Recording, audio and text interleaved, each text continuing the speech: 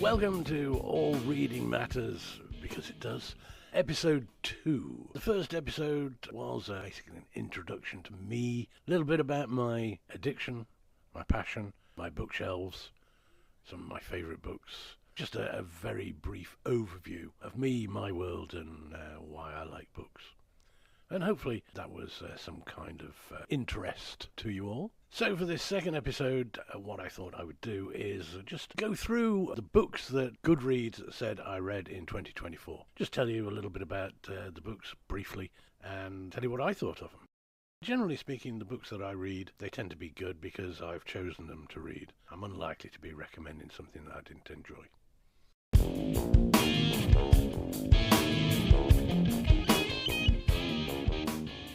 So let's start off with Nala's World. Nala's World tells the story of Dean Nicholson, a Scottish cyclist, and a cat that he rescued whilst off on his travels, travelling through Montenegro and Bosnia. He was 3 months into his trip and he was taking a break and he heard these meows and cries, and it turned out to be this cat that had been abandoned, neglected, just left by the side of the road.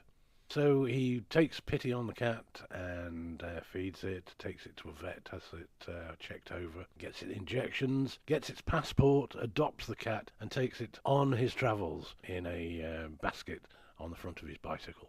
So it is a very heart-warming book. It's a feel-good story, and that's not to say there aren't sort of ups and downs in it. There are, but it's a lovely story, and if you like stories about people who adopt cats, or just cats in general, then you'll quite like this. You can follow their story on Instagram. It is One Bike, One World. One is the number one. One Bike, One World. Dean Nicholson and Nala.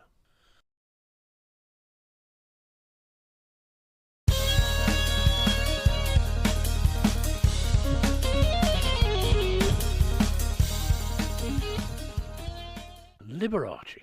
Now, I get mocked quite a lot by my fondness for Liberace. And when I was a kid, I just thought, that was the campest, weirdest, kind of creepy-looking bloke I've ever seen. But as I've grown older, and I picked up a copy of Liberace's autobiography, and I thought, I'm going to read this. Because he was a fascinating guy. I remember Alice Cooper, in one of Alice Cooper's books, says that he was not at all like you think. In fact, he was quite butch when he was just Lee. So, I don't know. Reading the book, there is a campness about him, undoubtedly, but what that means, I don't know. I'm not really sure. I'm still not sure. He certainly did have an odd life, an unusual life, but he was supremely talented at playing the piano. And not only just playing the piano, but arranging things. He was quite a genius, a musical genius. Very passionate guy, and he was doing things before anybody else. I mean, his TV shows and stuff, that was 1950s. If you want to know more about Liberace, then pick up a copy of his autobiography, which is called Liberace, an autobiography. Fascinating read, though. Absolutely fascinating read.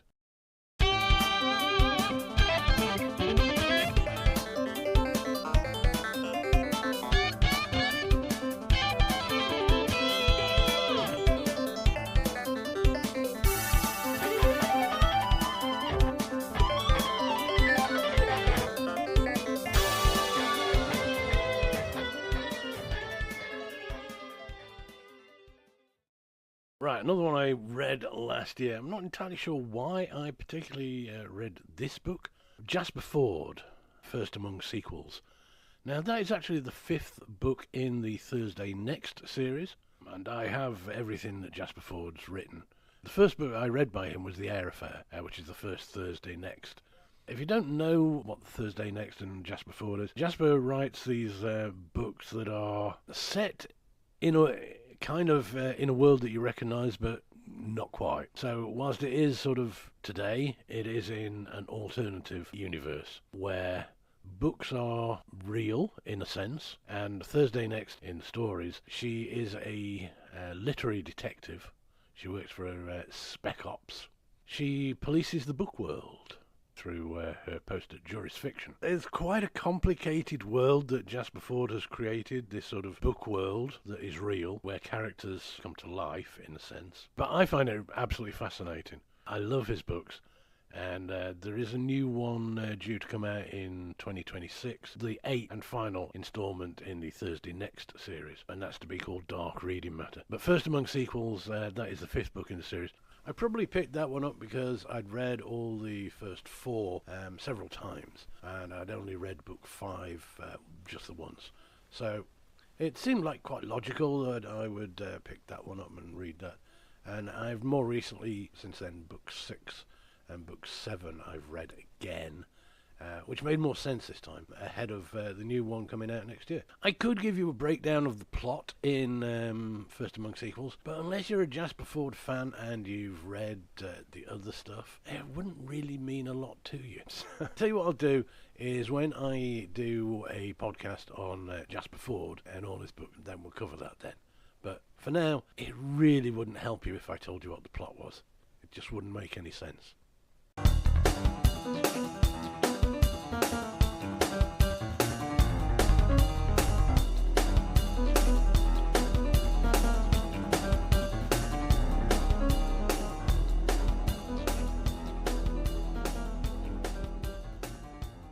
Geddy Lee, My Effing Life. Geddy Lee's autobiography. Geddy was the bass player in Rush. I thought I knew pretty much all that I needed to know about Geddy Lee and Rush until I read the book, and I realised I knew very, very little indeed. Although I've been a Rush fan since the mid-70s, I've seen them 3 or 4 times over the decades, I guess. I've had a bit of a love-hate relationship with Rush over the decades. It's come and gone, whether I like them or not. As I got to this point in life, yeah, I do actually like them, although not everything. And some of the stuff, as I've got older, some of the early stuff sounds a bit trite, and I can't really listen to it because it's a bit all that sword and sorcery type of stuff. You know, it was good when I was 17, but now I'm in my 60s. Doesn't quite have the same ring to it. That said, My Effing Life is an absolutely fantastic read. There is so much I didn't know about Geddy Lee. And Rush, come to think of it. If you are into your prog rock of a Canadian style, then My Effing Life is a great read, and you should definitely get yourself a copy. You will enjoy it. It's very readable. Geddy Lee is much more than the person you think he is. Very intelligent, astute human being.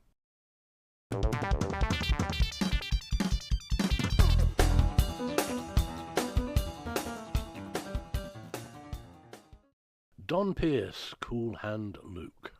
If you are of a certain age, you will remember the movie Cool Hand Luke with Paul Newman. If also, like me, it's one of your all-time favourite movies, then you want to know about the book. Is it different to the film? Yes and no.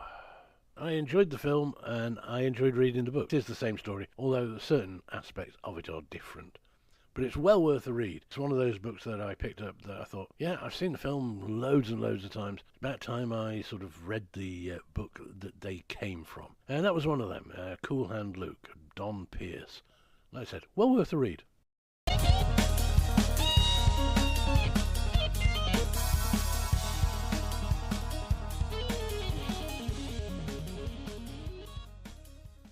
One of the things that I have in my music library is a number of books on the blues, autobiographies, biographies of blues artists, and a few books on the history of the blues, specific aspects of the blues. And we've got a couple of them here. First one is a book by Mike Rowe from the early 70s, and it is a book called Chicago Breakdown. It's all about Chicago blues.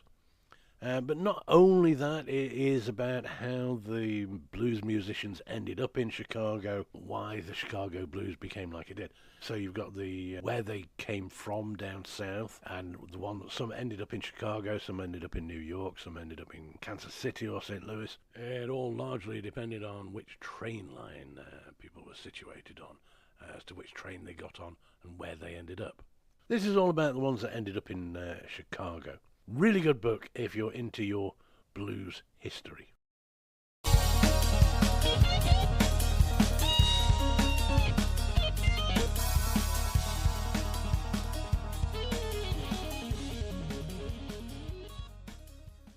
Another one, if you're into your blues history, that's well worth a read, is Bob Brunning's Blues, The British Connection.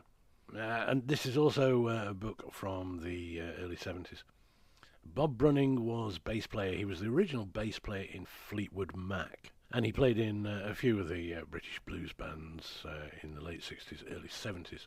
Also the Brunning Sunflower Blues Band. This book is a nice little blues history book of the UK blues scene in the late 60s. It's very, very informative. There is a lot of stuff in there, stuff that you know, like Stan Webb's Chicken Shack and Fleetwood Mac and those kind of bands. But it also goes into mentioning a lot of musicians that I didn't know about, and I thought I knew quite a lot about the blues scene in the UK. But I picked up a few things about blues bands, blues artists from those days, and a lot of them are still around. There's quite a few of them that are still alive, still doing their thing.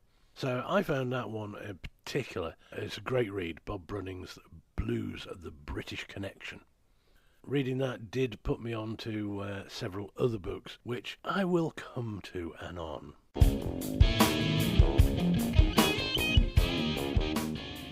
Alright, so another blues biography that I read was a book called Up, Jump to the Devil, The Real Life of Robert Johnson. Now, this is co-authored by Gail Dean Wardlow and Bruce Comforth. Gail Dean Wardlow is the person who uncovered Robert Johnson's death certificate in 1967, and he's been recording and interviewing people who actually knew Johnson since the early 60s. Bruce Comforth has also been researching this for an awful long time. They basically put together interviews and their research to come up with something that amounts to a reliable truth about Robert Johnson, his life and his death. Johnson's mythology is largely that. Most of the things that you know about Robert Johnson are just things that have been completely made up and are not true. It was the rediscovery of Robert Johnson in the early 60s that led to the blues boom later in the 60s, which resulted in the British feeding back their own music to the Americans who knew nothing about it, and the explosion that came about because of that. So this book is all about Robert Johnson and tries to put to bed some of the mythology and uncover the truth. It's very, very readable. I thoroughly enjoyed reading it. There was a lot of stuff that I didn't know. They go into a lot of detail about the sessions where he recorded the tunes. About his life, his family, where he roamed about, and ultimately where he died. So if you want to know more about Robert Johnson, there is actually decent research, not just rehashing old legends and old rumours and stuff that just isn't true. This is a damn good book to read. Up Jump the Devil by Gail Dean Wardlow and Bruce Comforth.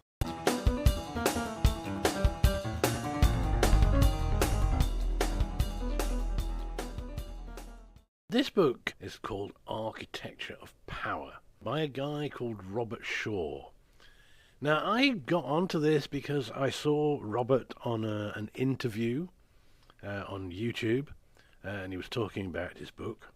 Now, I've bought a few books because I've seen the interviews on YouTube. More often than not, when you actually start reading the books, you think, actually, you're not quite as sort of knowledgeable and authentic as you claim to be. You are just limited in your knowledge, and you are just rehashing things that you've not bothered to check. And not only that, your spelling's awful, your grammar's atrocious, and your editor is an idiot. This one by Robert Shaw is not one of those. With all of these, it's not necessarily that I agree with everything. I'm more knowledgeable about some of these subjects and books that I read. But other ones, they've done specific research and digging and come up with some things that are quite interesting. Now, it might be that they haven't gone far enough, or they're still doing their research. But like I say with all of these things, don't take anybody's word for it. Don't you take my word for anything. Don't take anybody else's word until you've satisfied your own interest. Do your own research. If you read something, then find other books, other people who've researched it. Read books about these things. find out for yourself. Make sure that you're happy that you've got to the bottom of it. In this book, Architecture of Power, it's a very interesting thing that he's done. It deals a lot with the Great Fire of London, the two Charleses and the James, and the Fire of London, and how that all came about, and how maybe it wasn't quite as random an occurrence as it may seem. He has interrogated actual records that I'd not come across before, and contemporary accounts of things like the Great Fire, how people were caught setting fires, but, taken in by King James' personal guard and then just released. So there is quite an interesting sideline to the fact that maybe the Great Fire of London was done for a reason. So it's well worth a read, that. It's also, I think he goes into the Shakespeare hoax as well, although I've got another book on that, which is a really good read. So Robert Shaw's Architecture of Power.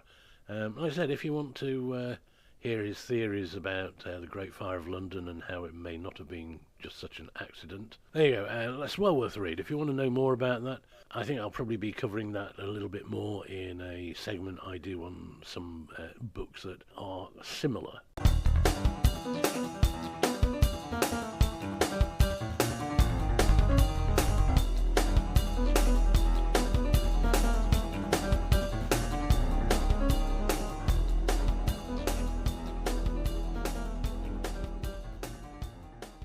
That is the first lot of books that Goodreads tell me I read last year. So I shall continue this in episode 3 of All Reading Matters, because it does.